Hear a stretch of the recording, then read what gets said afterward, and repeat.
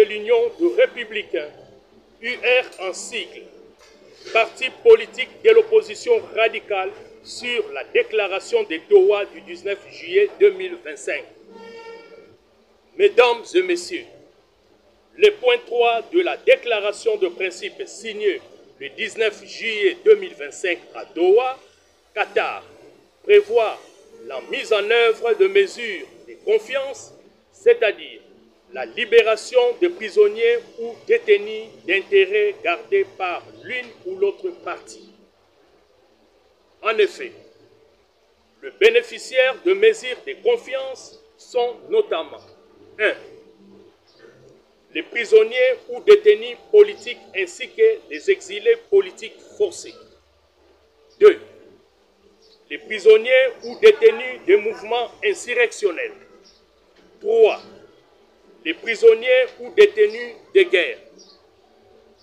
Dans ces lots, il convient de signaler le cas de Norbert Luyeye, président de l'Union des Républicains, enlevé le 5 novembre 2024 à 5 heures du matin par le service de sécurité du régime en place dans une opération mixte de MIAP et garde républicaine.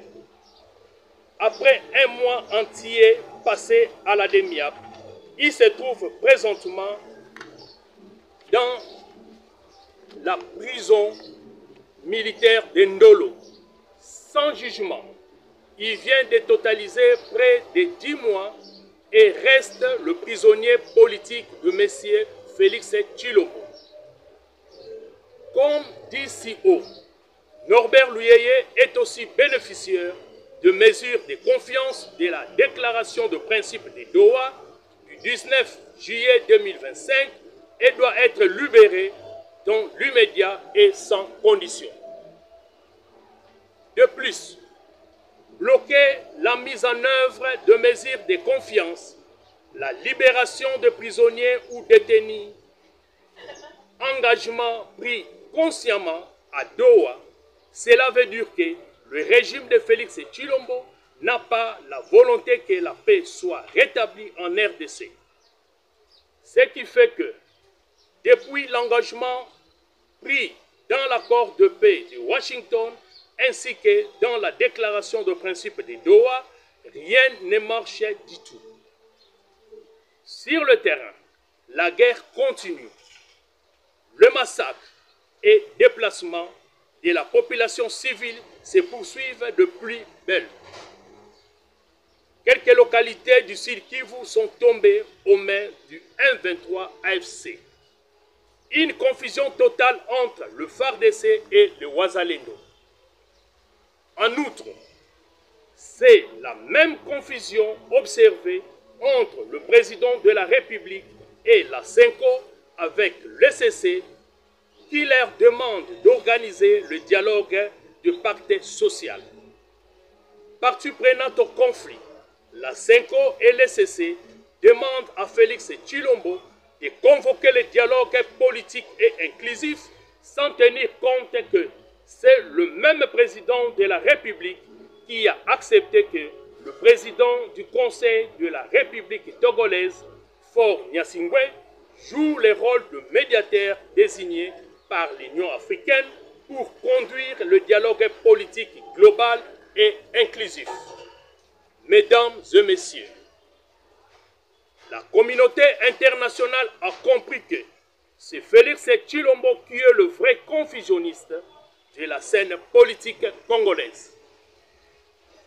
L'Union républicaine rejette de nouveau les dialogues de pacte social de la CENCO et l'ECC convoqués par l'une des parties prenantes en conflit, Félix Tshilombo, et reste dans sa logique de revitaliser l'accord cadre d'Addis Abeba dont elle a toujours fait son cheval de bataille, pour lequel le médiateur de ces dialogues est déjà désigné par l'Union africaine, le président du Conseil de la République togolaise, Faure Gnassingbé.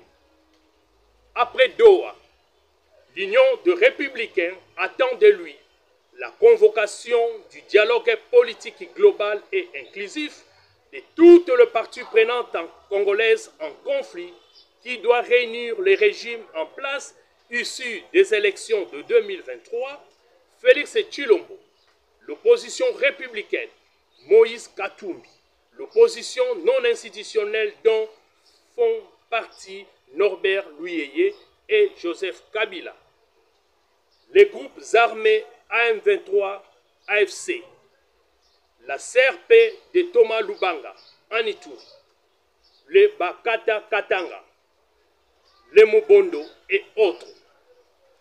La société civile sera représentée par le chef coutumier et notable de 26 provinces de la RDC. J'ai dit et je vous remercie. Fait à Kinshasa le 29 août 2025 pour le collège des fondateurs, Feli Mawila, communicateur du parti.